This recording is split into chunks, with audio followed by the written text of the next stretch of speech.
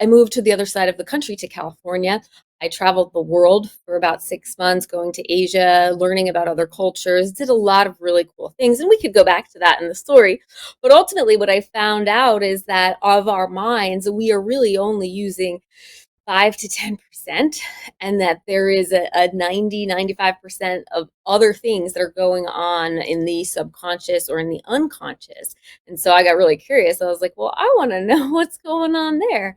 And so once you realize that we're not even tapping into nearly half of our potential in our subconscious, and also like some of the gunk that lives there, just like, again, just from being human in the modern world, there's a lot of stuff there that we don't need. That's where our beliefs are, our unprocessed stressors, our emotions, our childhood, issues, or whatever we ran into in that sense. So while I've been really fortunate to have a wonderful life, and even as privileged as I was, I had stuff and that I had accumulated that maybe was handed down ancestrally. There's ancestral trauma. We could talk about that as well.